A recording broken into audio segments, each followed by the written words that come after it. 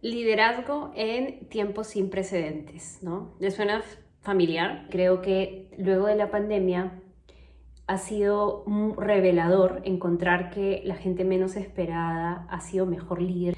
Y justo quiero aprovechar para contarles que, curioseando, me metí a Harvard en varios cursos que se están dando gratuitamente, ¿no? Entre esas encontré un curso muy chiquitito, una micro sesión de 35 minutos donde hablan de un personaje que se llama Ernest Shackleton. Ernest Shackleton fue un famoso expedicionista que en el año 1914, justo época de la Primera Guerra Mundial, ¿no?, embarca en una de estas expediciones absolutamente riesgosas y lo primero que hace es buscar un equipo que esté dispuesto a acompañar. La primera cosa que resalta es que este señor, una de las lecciones que él siempre llevaba consigo, porque sabía que las expediciones eran duras, complicadas, en esa época no tenían radios, no tenían la forma de medir la temperatura, ¿no?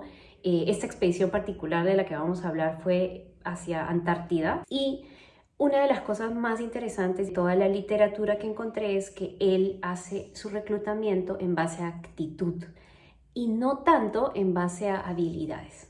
Lo que hizo Ernest Shackleton fue buscar actitud versus todo el resto. ¿Por qué? Porque necesitaba un equipo que estuviera motivado con el propósito más allá que el dinero, ¿no? Que estuvieran motivados tal vez también por la misma fama de lograr estas expediciones, encontrar hallazgos y un poco la gloria en sí de quedarse en los libros de historia. ¿Qué pasa? Embarcan en esta riesgosísima expedición, ¿no? Tal cual historia Titanic, más o menos. Llegan a un puerto donde hay gente que caza ballenas, y esta gente que conoce su hábitat, ¿no?, les dice que no sigan avanzando. Para esto, Ernest se embarca en una expedición con 27 hombres, miembros de su crew, de su equipo, ¿no? Y en este pueblo le dicen: no salgas, espérate. Entonces, luego de un mes donde las condiciones climáticas no mejoran, él decide seguir adelante con su expedición y se embarca. A las 6 o 7 semanas de volver a la ruta, pasa que se quedan atorados en la mitad de la nada. Acuérdense, en esta época no había mucha tecnología asociada, y con 27 personas.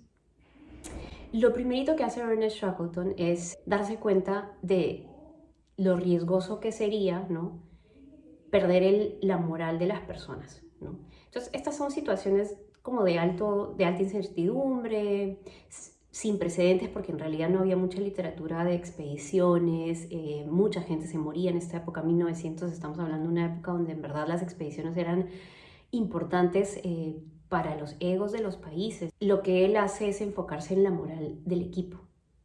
¿Y cómo lo hace, no? Como no se sabe cuánto tiempo van a estar atorados, ¿no? Él, más o menos, cuando se leen los diarios de lo que él escribió en ese momento, esperan que el clima mejore, que el hielo se derrita para que puedan seguir avanzando. Y esto no pasa, y pasan los meses y el barco ya, digamos, en condición ya de romperse por debajo, ¿correcto? Se dedica a armar rutinas diarias donde la gente tuviera chance de jugar, conocerse, relajarse y no pensar en el problema en el que realmente están metidos. Entonces, esto como estrategia un poco para calmar y no llevar a nadie, ¿no?, a hacer un riesgo para toda la embarcación, ¿no? Porque, bueno, y esto lo habla mucho mi suegro, que es submarinista, ¿no? Y es cuando ven que una persona ya perdió la cordura de estar tanto tiempo debajo, lo tienen que aislar, porque puede hacer algo muy peligroso que atente contra el resto de la tripulación, ¿no? Entonces, un poco pensando así, Ernest Shackleton decide trabajar uno por uno en conocer a cada uno de los miembros, en aprovechar este tiempo que están atrapados ahí, que son meses, ¿no?, y trabajar con la psicología de cada uno para que no pierdan el optimismo.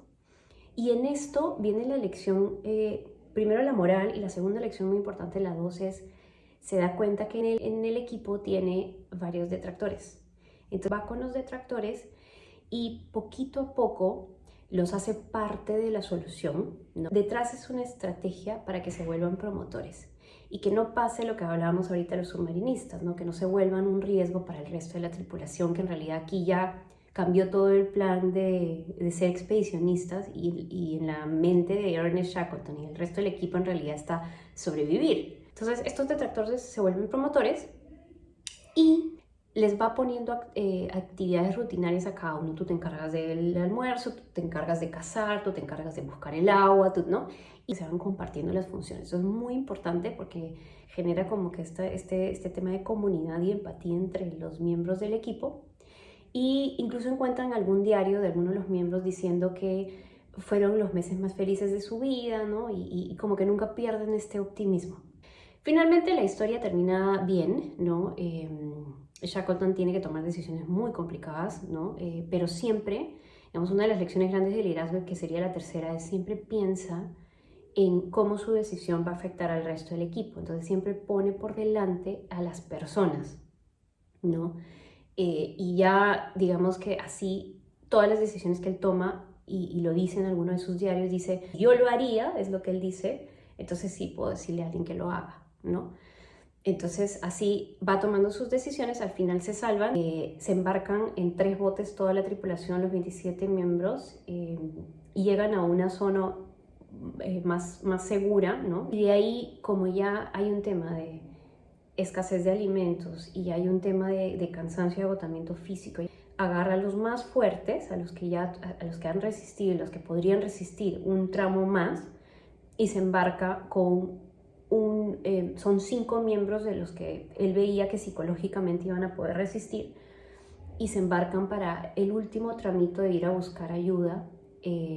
Luego retornando para rescatar afortunadamente al resto de la tripulación, que continuó durante la ausencia, que fueron un mes máximo, 3 o 4 semanas es lo que hablan, intentando sobrevivir el día a día a partir de estas rutinas que se les había creado con el liderazgo de Ernest Shackleton. Entonces es una historia súper inspiradora donde lo que más resaltan es cómo un líder es capaz de cambiar su estrategia, ¿no? Cambia todos sus planes y va ajustando de acuerdo a cómo va viendo, pero que lo primerito que él ataca es la moral de las personas, conocer a cada una de las personas y ver cuáles son sus preocupaciones, esas preocupaciones, atenderlas para que luego no sean preocupaciones, ¿correcto?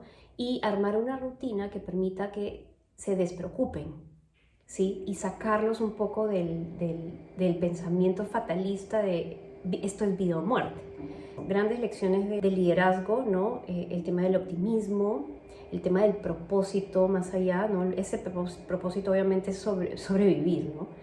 El tema de unidad y un poco compromiso con el resto de las personas, ¿no? Cada una tenía una tarea que era crucial para la supervivencia del resto. Y se lo toman a pecho y cada uno vive con su responsabilidad. Es un poco ese sentimiento que Ernest trata de que todos tengan, ¿no? El espíritu de comunidad. A pesar de que crea un plan, que esta es una de las lecciones más potentes, a pesar de que crea un plan, no tiene ningún inconveniente en alternar el plan, cambiar el plan, ser flexible, porque ve que eso es necesario, ¿no? Hay días buenos, hay días malos, ¿no? Y él va modificando ese plan acorde un poco también a cómo siente que está el equipo para resistir, ¿no? Y bueno, finalmente tomar decisiones complicadas, ¿no? Tomar decisiones complicadas, pero siempre en el caso de Ernest Shackleton, y lo que les contaba antes es, yo asumo la responsabilidad completa, es mi responsabilidad que todo este equipo sobreviva, ¿no? Si yo no estoy dispuesto a hacer algo, entonces no voy a ordenar a alguien que lo haga, ¿no? Y esto genera muchísima empatía. Entonces, esas son las lecciones. Él entendía mucho antes de que habláramos del tema, ¿no? de esta política de open door policy, es decir, tienes una queja, tienes una duda, acércate, mi puerta está abierta, puedes hablar conmigo, ¿no? Esto lo fomentó muchísimo durante el tiempo que estuvieron en campamento, ¿no? Fue casi un año de toda esta historia que les comento, donde en realidad el output natural de estos expedicionistas era la muerte, ¿no? Así que nada, está ahí al aire para que lo aprovechen, son ejemplos buenísimos para este momento sin precedentes, donde seguimos un poco navegando la incertidumbre y donde los equipos necesitan esta dosis de optimismo, un poco como el interés en la persona, ¿no? Que es una transición a un liderazgo mucho más humano, que creo que es de las cosas más positivas que nos deja la pandemia, la crisis económica, la crisis social, todo lo que se juntó en este tiempo sin precedentes.